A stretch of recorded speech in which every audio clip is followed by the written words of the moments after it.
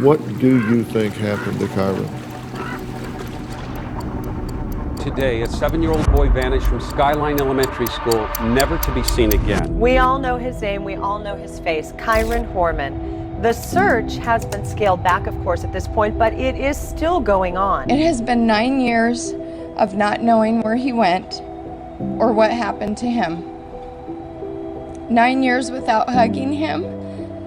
9 years without his smiles or his laughs. 9 years without his love.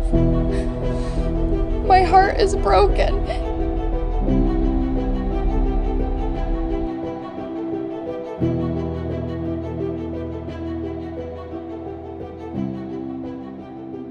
And let me just kind of read this so that way, you know, I don't miss anything. So those of you who have never heard of the case before, let's just bring you into it. You know, so Kyron Horman, he was born September 9th of 2002, went missing and disappeared from SKYLINE Elementary School June 4th of 2010 after attending the science fair. The local and state police, along with the FBI, conducted an exhaustive search for Horman and launched a criminal investigation, but they have not uncovered any significant information regarding the child's whereabouts. His disappearance sparked the largest criminal investigation in Oregon history. And with this one, the person of interest has been his stepmom. And you have a couple hours to where what happened to Kyron during this couple of hours. Now our specialty is underwater sonar search and recovery, and a lot of searches have taken place in some smaller ponds, and we're not dealing with what we normally go looking for is going to be, you know, a vehicle that's underwater. This one is a little bit different, that we have 10, 11 years that have now passed, and if you were to simply dispose of an individual in the water, we're not going to find it. Typically, you know, as I started thinking about this, is Doug, you and I, we pulled a couple of cars from this one particular boat ramp. Yep. Over on Sauvie Island. And that's where we pulled out a wagon. It was unusual to find a wagon. And so then that got me to thinking, you have 2.5, 3.5 hours, you know, you have a small couple of hours. Mm-hmm. And if you are a smaller female who needs to transport a 10-year-old body, yeah, how are you going to do it? You know, and potentially this wagon that we found 1.5 years ago, does that actually play into it? And so we're trying to reach out right now to any of the family members, any of the Multnomah County detectives that were on the case to find out if a wagon was missing from the property. It's going to be really easy for somebody with, you know, bad intentions to have a big head start on anybody out here. Oh, this is farm country. Yeah. That's all. Yeah. And you know, and we also ran into, you know, there was a mom that was out here playing on the playground with her son. The community has not forgotten. Everybody knows, you know, the Kyron case. Like a big family dilemma, and the stepmom wasn't in a good place, and it needed like revenge, jealousy type deal. And that's the vibes I've gotten from the rumors that are going around. Sure. Her being the only suspect. Horman's stepmother allegedly tried to hire a hitman, report says. 1 month missing, 7-year-old boy still inspires searchers police. So that's 7 years later. Jeez. Wow. So she was a real suspect, not just oh yeah. Oh, she tried changing her name and everything, and the judge actually denied her request to change her name. Wow. So two 911 calls were placed from the home of Kaine and Terri Horman that day. The first call was made in the evening, lasted 13 minutes. The caller reported threats of some kind. The second came in just after 11:30 p.m. and was written up only as a child custody call. The landscaper allegedly told police that Terri Horman approached him about killing her husband 6 or 7 months before Kyron disappeared. Wow. Yeah, it's a pretty devastating. I mean, obviously there's a lot of information, and that pretty much sums up why everybody feels angry, you know. I mean, I kind of would too, you know. Yeah. And if you grew up here and you're familiar with this case for 11 years, that's kind of disturbing.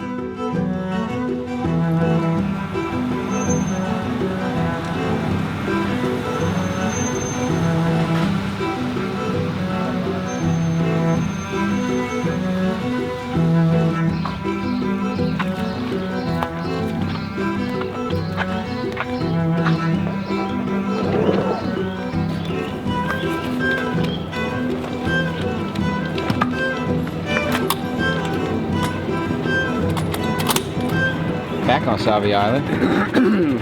And right underneath here on the other side is where the wagon was actually located from what I remember. And it wasn't too far from the Thunderbird that has the suicide doors that we brought up. Now there was a question. I remember when we first started doing this boat ramp, we didn't have any of this sonar. And we had an idea that there might have been another vehicle out here. So let's scan this entire area. And really what we're looking for though, Doug, we're really looking for tires. Tires is what is part of the rumor on Kyron. Yeah. And then we also need to follow up with is there a wagon that's missing? Because if that's the case, then this area really needs to be. Yeah, I have 2 calls and people that probably know somebody in the family. Okay, so look at this right here. We have a tire right here. Right there on screen, it's off to the left. But it's a smaller tire. It's not one that's going to fit a 10-year-old. So we're looking for like more of a bigger tractor tire type of tire.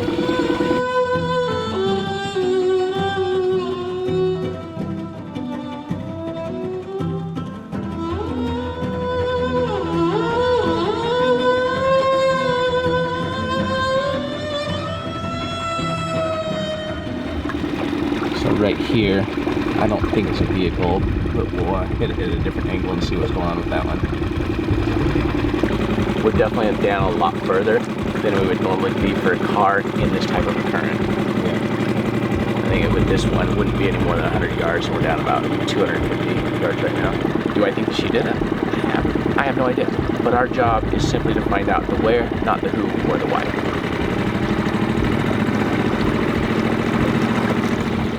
So I actually have a vehicle. Is that a vehicle? It's off to the right. We'll have to go see if that's a vehicle.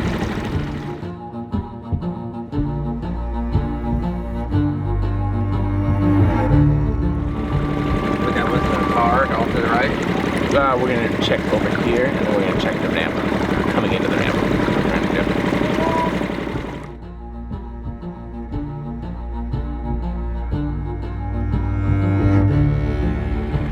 You're approving, okay?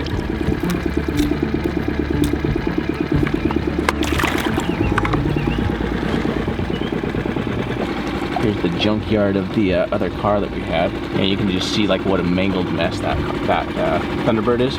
Yeah, right there. Yeah. And then we also have another one coming up right here. Some more of a mess. That's a much older car.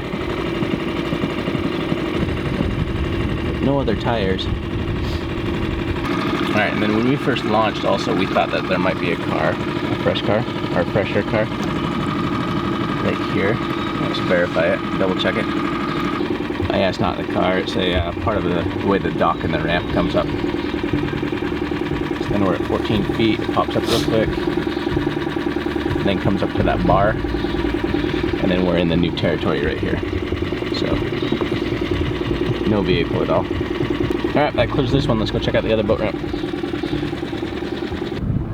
One thing, Josh, that I want to get out in front of with everybody is that I don't want people saying, hey Jared, you knew that you found a wagon a year and a half ago at that other place. Why did you not dive on that today? And so I just want to be very clear that I didn't dive on that one for the specific purpose of, at that time, we were actually doing we had like 4 or 5 other divers, and we're doing a treasure hunt cleanup on that area. So we actually grid that entire area and we cleaned it up. So we found the wagon. We didn't find anything else in the way of, you know, human remains or anything else. So You guys were thorough that day. so we were very thorough on that one. So And also, honestly, at the time, I mean, we never really were drawing any comparisons of the wagon to anything else. yeah, it was just wagon. Being as though, I mean, Kyron right now is the forefront of what we're doing. We're just drawing off of what we know. We knew that a year and a half ago when we were there, we found a wagon, because that Year and a half ago, I didn't know about Kyron. right. So Right. that's new information that, you know, I've only gotten about 6 months ago. And then, but you know, the wagon is just like kind of what stuck in my head as to, hey, we need to think about this area some more. Anyway, so what I was looking for today, I was just looking for tires that were large enough, more of a tractor tire type of setup, a duffel bag that may have been, you know, filled with something that was a little further out that we didn't see on sonar before, and that was outside of our normal, where we did our actual diving before. But here's the thing, if somebody is going to a dock like this one, you know, and they have a wagon and they're going to, you know, dump over the side or heave ho the best they can, it's only going to go out, you know, 4, 5, 6 feet. So for that reason, like I said, we really scoured that area with divers before, but we've never been to this one, so we're gonna go check it out right now.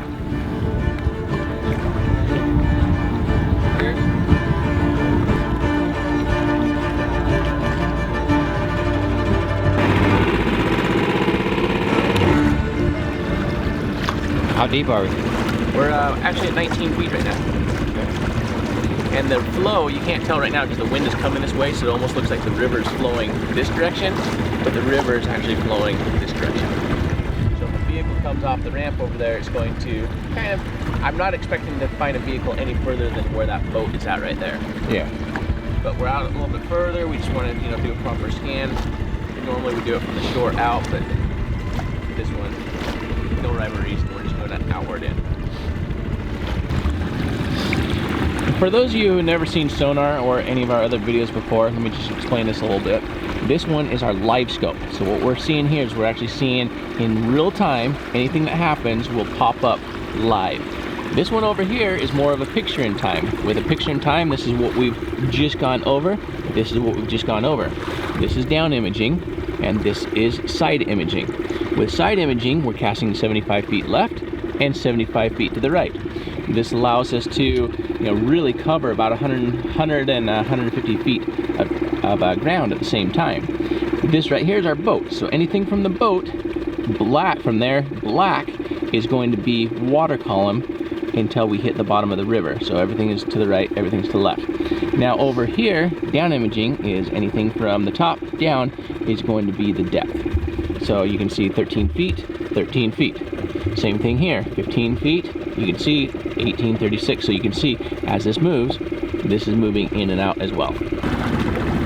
So what we're really looking for out here, one is we're scanning for vehicles because we've never been out here to this location before, Doug.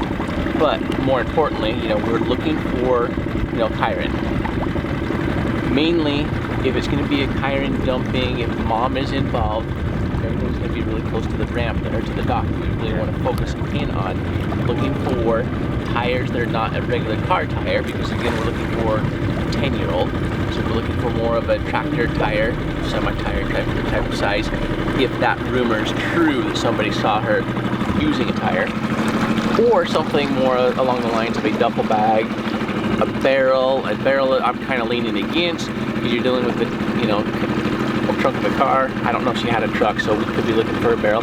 You just never know in these situations. So anything that's outside of the norm that we would be seeing on the bottom underneath this dock is what we're interested in.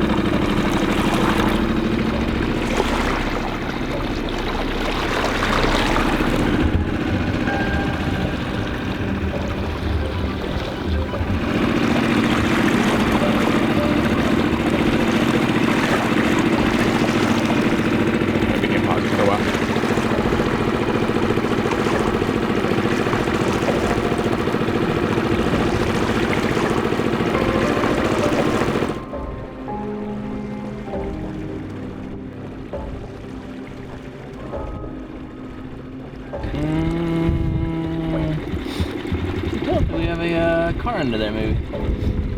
Yeah, I think we have a car. There's an older car. It's off to the right. In fact, it's going to be, so here's the pillars here, the way that they're casting the shadows. So that's the shadow behind it, and so the car was on the other side of it. So right on the other side? Yeah, so we'll head back over there and check that out. Right where you said it would be? Right where, yeah, right by the boat. Right there. Is that upside down there? Okay, so there's the car.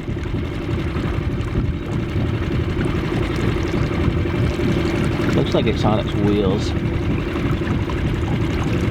We'll come back to it at a different angle. You think it's an old car? Yeah, it's definitely an old car. It's not fresh. But that doesn't mean that there's nobody in there. How deep? 15 feet.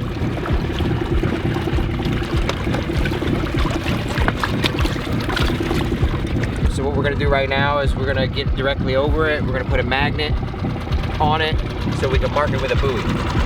Okay.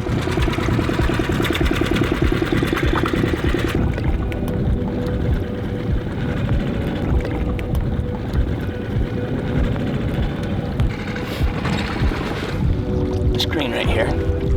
So this is the car, and you can see this on it here. It almost looks like a pickup truck, Doug. Yeah. So right there, that's like the bed of the truck. Yeah, yeah. And then there's the cab of the truck, so it's a single cab pickup truck. Oh yeah. Been there a while, so I mean it's really buried. Yeah. And so our big thing is to get inside there, clear it, and also pull a plate off of it. But none of our cases are a truck, right? The cases that we currently have are not a truck. However, Heidi, the detective that we were working with last week, she says that there are over 100 missing person cases up in the Portland area. This is, you know, just outside of Portland, and so this could be one of her cold cases that she's working. She's not giving me the list though as to what cases she has with a vehicle that's missing. This is a pretty remote spot too. Like if someone was going to come and get rid of something. Oh, it's 100% remote. You know, and this is also one of those locations to where you're not walking back to town from this location. Yeah. Like you either have a buddy because you're doing insurance fraud, or you're taking yourself out. There's only two answers on this one. What's interesting to me is the ramp's over there and the car's over here. Yes, it makes perfect sense. Explain. Okay, Doug can explain it here. In fact, let me. So, with the way the ramp is and the flow of the river is coming this way, when the car comes in and it's floating, it gets just that little bit of push this way. It's feasible that it's right here. Oh, it's perfect distance. It's actually quite common for them to be a little bit down from the ramp. In fact, where did I tell you a vehicle would be if a vehicle is in here? Right there. Yeah. Yeah, before we even scan that area, Jared's like, if there's a vehicle, it's probably gonna be right there, which it sure enough is right there. You got? Yeah. We might actually have a second vehicle here. Let me show everybody. We'll have to scan over the top of it again. See, this is the one that we're marked on right now. And if we back up right here, this is a second one. I believe it's upside down, Doug. Right there. Yeah. Yep, see that? Oh yeah, yeah, definitely. So let's grab a second magnet. Josh, can you grab us a second magnet with a rope? No buoy necessary because it's close enough to the dock. Cool. Kill 2 cars with 1 dive. I like it. You ready to get wet? I'm ready to get wet. What's the water temp? Yeah, water's not bad. It's 69 degrees. Wow. That's great. Perfect. Yeah. Actually, you don't really need a dry suit. It's not as big as a car, but there's stuff down here.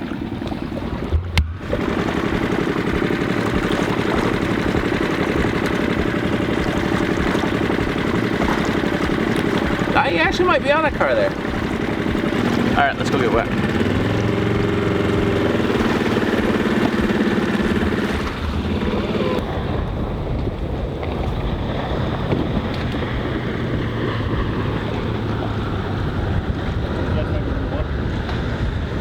There's room to get by. If not, I'll move the trailer.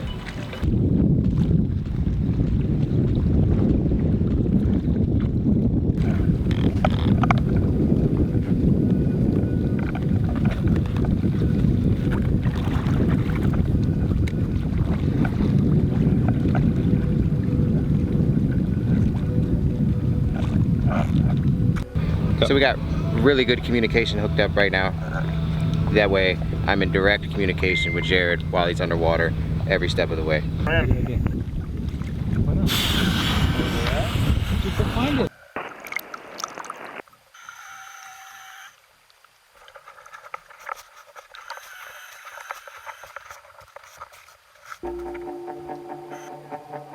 Visibility today is maybe 12 inches. So right now he's relaying that visibility is about 12 inches, about a foot. Alright, I landed on top of the vehicle. It appears to be blue in color. It's a blue vehicle. He's on top of it right now.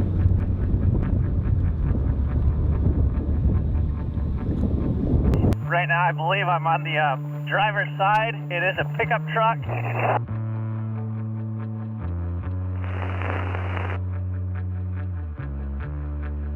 At first glance, it might be a Silverado. Kind of a early 80s model. The driver window was up. I'm making my way to the back of the truck right now. The back bumper is missing. There's no license plate on the back bumper. Back bumper's missing. The license plate on the back bumper.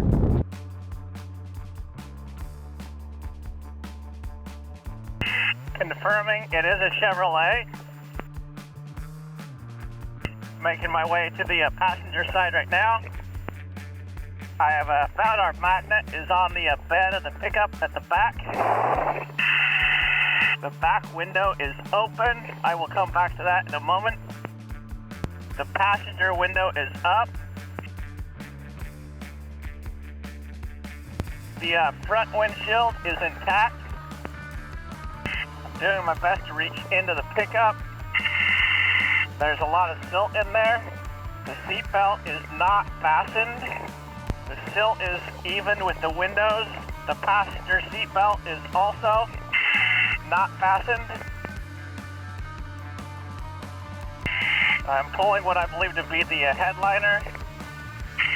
It is not apparel. Most of the passenger side is filled with silt. I can kind of feel around on the driver's side. I'm going to dig down some more. He's trying to dig down in the silt on the passenger side, see if he can detect something. I am currently touching the steering wheel, so I do have access to reach that far in from the back window. I am fairly confident that there's nobody inside.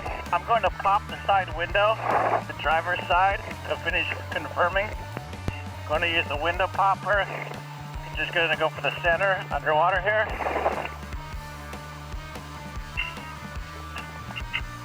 All right, we have popped it.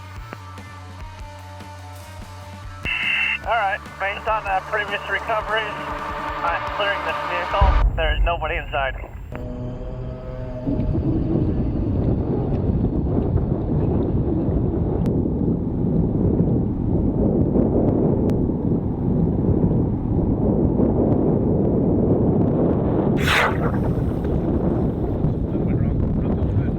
I'm gonna say it's, it's the early 80s.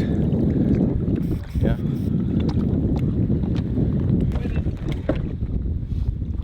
The biggest thing that we want all of you to get from this right now is, one is if you know something, have that little tip that we need, leave the comment down below. And more importantly is, getting the word out. So that way, those of you that are here in Portland, get out, start stomping the brush, start looking for something that's not right. Because with Ralph, right now, I don't believe that he's in the water. With Kyron, we just simply do not know. On that one, Doug, thanks again for being here for another one. We've got Doug here. Check out his YouTube channel. We got Josh behind the camera. Check out his channel. We got the Nomad Experience as well. We want to thank each and every one of you for being here. Make sure to subscribe, like, share, all that good stuff. It helps the algorithm. We'll see you on the next one. Later. Bye-bye. Old surf bottom.